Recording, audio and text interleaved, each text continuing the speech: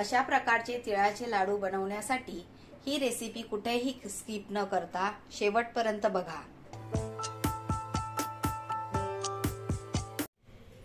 नमस्कार, मी नम्रता मुरकर रिद्धी क्रिएशनच्या किचन मध्ये सर्वांचं स्वागत करीत आहे। आज मकर संक्रांत स्पेशल तिळाच्या लाडूची रेसिपी शेअर करणार आहे। ही मकर संक्रांत तुम्हाला सुख समृद्धीची आणि भरभराटीची जावो।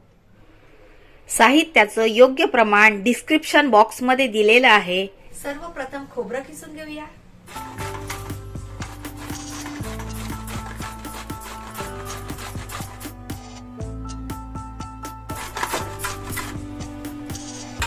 अशा प्रकारे सर्व खोबरं किसून घ्यायचं आहे।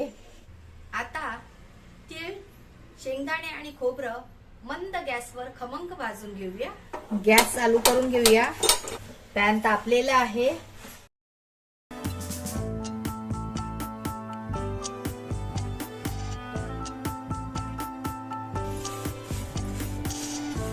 तीळ असे सतत हलवत भाजून घ्यायचे आहेत। चरचर आवाज व्हायला लागलाय म्हणजे आपले तीळ भाजून झालेले आहेत। काढून घेऊया। शेंगदाणे भाजून घेऊया।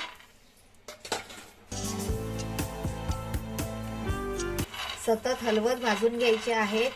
सतत हलवत भाजल्याने शेंगदाणे एकसारखे भाजले जातात। शेंगदाणे एकसारखे भाजून झालेले आहेत। आता काढून घेऊया। किसलेलं खोबरं भाजून घेऊया।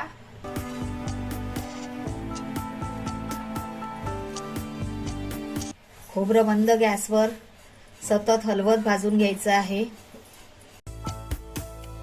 खोबरं सोनेरी रंगावर भाजून झालेलं आहे। आता काढून घेऊया। तिळाचे लाडू बनवण्यासाठी इथे चिकी गुळ घेतलेला आहे। चिकी गुळ विळीवर चिरून किंवा किसणीवर किसून घ्यायचा आहे।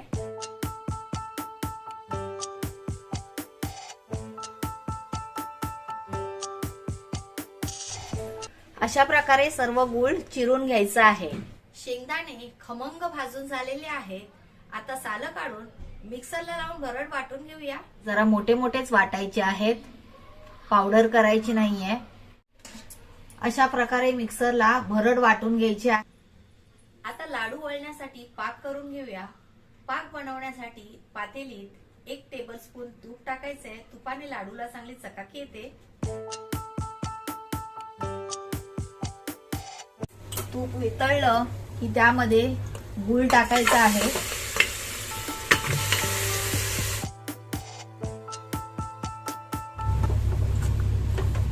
गूळ वितळून घ्यायचा आहे। इथे गूळ वितळून पाक तयार झालेला आहे आणि पाकाला चांगला फेस आलेला आहे।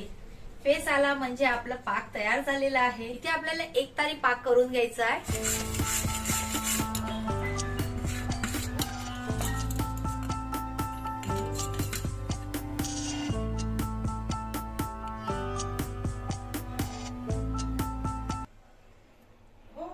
अशा तारा आल्या पाहिजे। आपला पाक तयार आहे। आता यामध्ये जायफळ पावडर टाकायची आहे। जायफळ आणि वेलची पावडर। गॅस बंद करून घेऊया। आता हे सगळं मिश्रण पाकामध्ये टाकायचं आहे।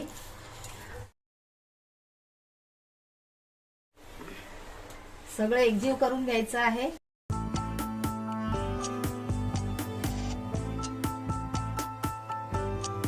जिन्नस पाकात एकजीव झालेला आहे। आता हाताला थोडंसं तूप लावून गरम गरम असतानाच हवे त्या आकाराचे लाडू वळून घ्यायचे आहेत।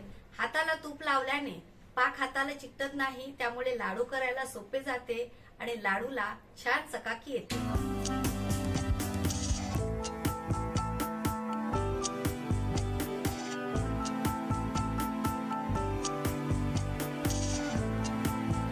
अशा प्रकारे गोड लाडू करायचे आहेत।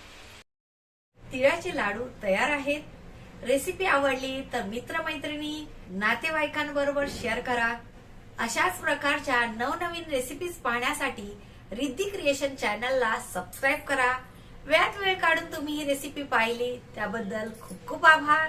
लवकरच परत भेटूया अशाच एका नव्या रेसिपी सोबत। तोपर्यंत बाय बाय।